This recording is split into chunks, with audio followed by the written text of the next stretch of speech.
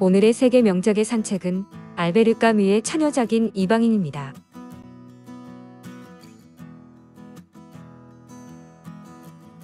메르소가 모친 사망, 내일 장례식이란 정보를 받고 양로원을 찾아간 것은 매우 무더운 여름날 오후였는데 원장은 훈장을 찬 키가 작은 늙은이였습니다.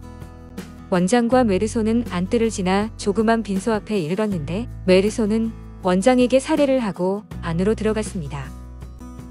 문지기가 들어와 입관을 했지만 뚜껑을 열어주겠다고 관 가까이에 갔는데 메르소는 문지기에게 보지 않겠다고 하자 그는 의아한 표정을 지었습니다. 메르소는 그에게 의자를 권했고 뒤에 앉은 문지기는 그가 양로원에 들어오게 된 경위와 여러 이야기를 들려주었습니다. 그는 저녁을 먹으러 가라고 했지만 메르소는 생각이 없다고 했더니 카페오레를 가져다 줘서 메르소는 카페오레를 마셨습니다.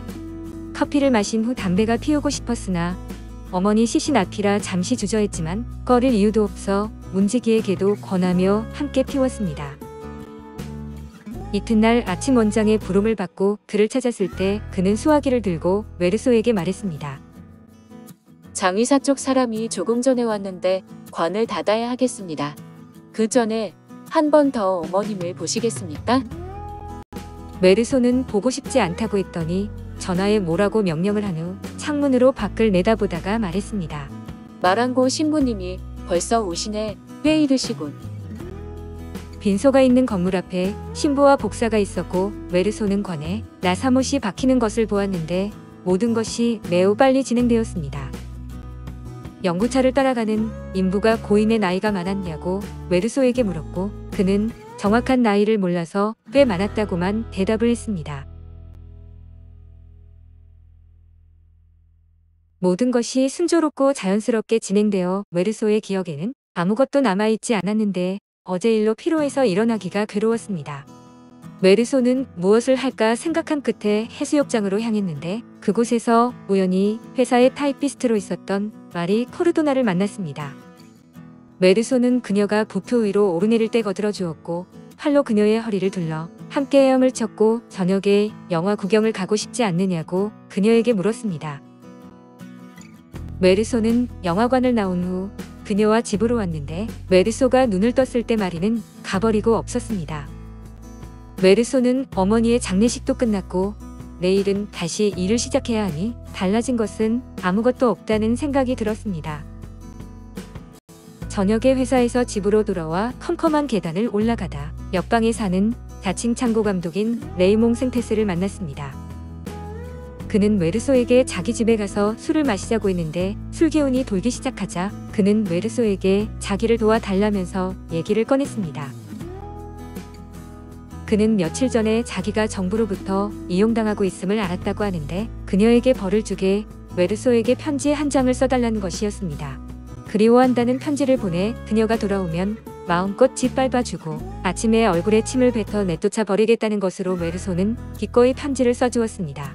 일요일 아침에 옆방에서 싸우는 소리가 들렸고 여자의 비명 소리를 듣고 복도에는 사람들이 모였는데 메르소는 그가 법정에 설 때는 증인이 되어 줄 것을 약속했습니다.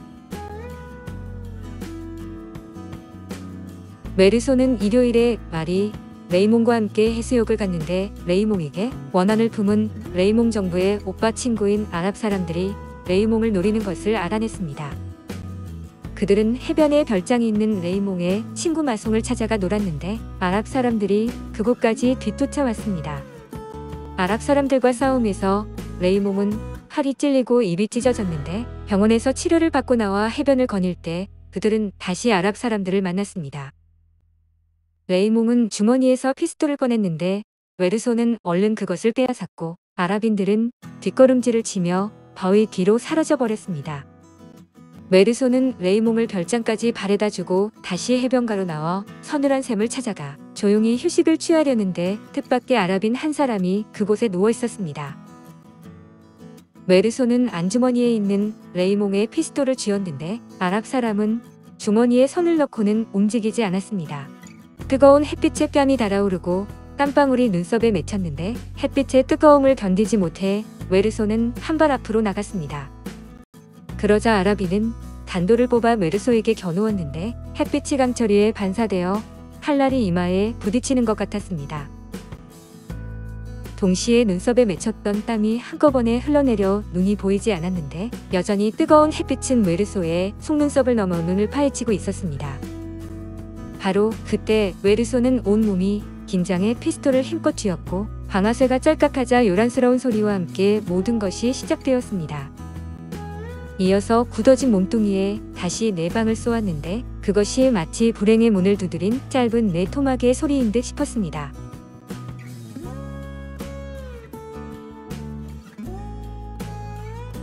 체포된 메르소는 여러 번 신문을 받았는데 판사는 그날 사건을 자세히 말하라고 재촉했습니다. 메르소는 그날 사건을 요약해 레이몽, 바닷가, 해수욕, 싸움, 다시 바닷가, 조그만 샘, 태양, 5방의 권총, 쓰러진 시체까지 이야기를 마쳤습니다.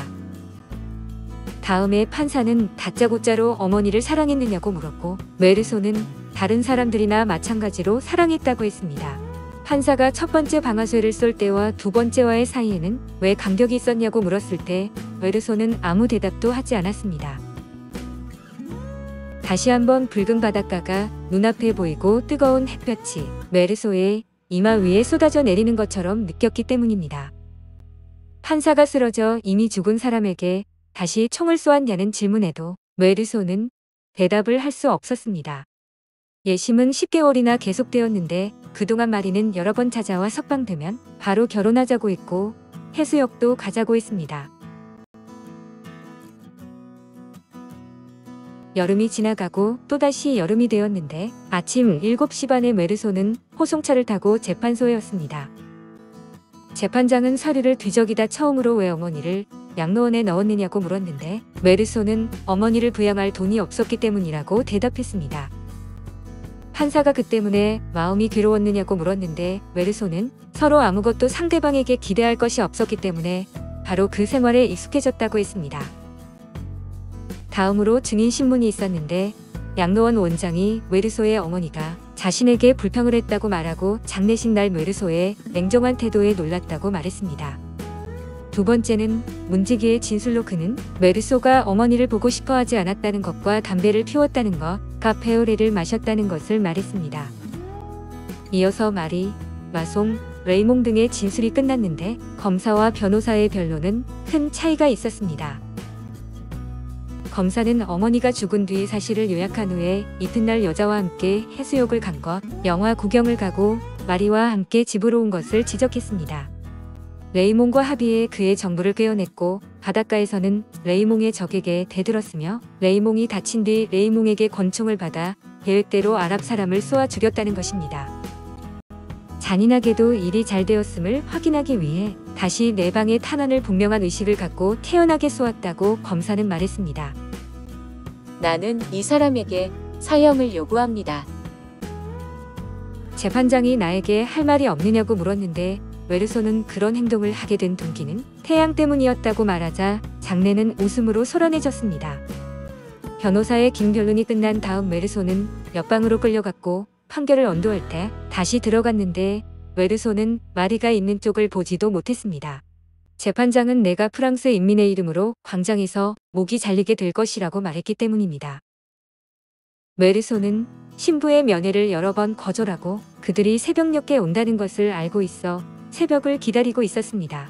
풀벌레의 울음소리가 울려 퍼지고 검은 하늘에 별들이 반짝이는 밤을 보내며 메르소는 처음으로 세계의 다정한 무관심에 마음을 열고 형제애를 느꼈습니다.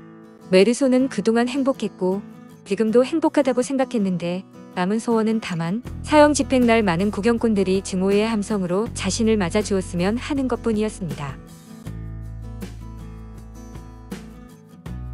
이방인은 알베르토 카미의 대표작으로 낯선 인물과 독창적인 형식으로 현대 프랑스 문단의 이방인처럼 나타난 소설입니다.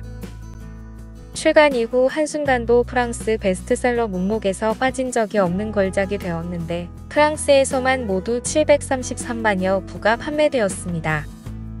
이방인은 작품 자체로 보나 20세기 서사 형식의 역사에 있어서나 독보적인 위치를 점하는 작품으로 출판 당시부터 하나의 문학적 사건이었습니다. 두 차례의 세계대전을 겪으며 정신적인 공허를 경험한 당대 독자들에게 카미는 관습과 규칙에서 벗어난 새로운 인간상을 제시합니다. 현실에서 소외되어 이방인으로 살아가는 현대인이 죽음을 앞두고 비로소 마주하는 실존의 체험을 강렬하게 그린 작품입니다. 이방인 출간 당시 롤랑 바르트는 이 짧은 소설을 건전지의 발명과 맞먹는 사건이라고 말했습니다. 알베르 카미는 프랑스의 철학자이자 작가이며 신문 기자였는데 알제리 몽드비에서 이주민 가정의 둘째 아들로 태어났습니다. 제1차 세계대전의 보병으로 참전했던 부친이 마른 전투에서 전사하자 홀어머니 스라에서 가난한 어린 시절을 보냈습니다. 그는 초등학교 담임교사였던 루이 제르맹의 도움으로 장학금을 받고 중학교에 진학해 학업을 계속 이어가게 됩니다. 이후 평생의 스승이 된 장 그르니에를 만나고 알제대학 철학과에 진학하지만 지병인 결핵으로 교수를 단념하고 알제 레피블리ken에서 기자 생활을 시작했습니다. 1937년 첫 번째 작품인 안과 겉을 출간했고 1942년에 파리에서 문제작 이방인과 시지프의 신화를 출간했습니다. 이방인은 당시 문학계는 물론이고 지식사회에 일대 파란을 일으켰고 이어 발표한 희고, 오해와 칼리굴라에서도 부조리한 인간의 조건에 대한 역설을 이어나갔습니다. 카미는 실존주의 철학을 대표하는 인물로 자리잡는데 막상 카미는 실존주의가 끝난 곳에서 나는 출발하고 있다는 말을 통해 이를 부정했습니다. 1947년 발표한 페스트로 비평가 상을 수상해 다시 센세이션을 불러일으켰고 1957년 44세의 젊은 나이로 노벨문학상을 수상하는 영예를 안게 됩니다.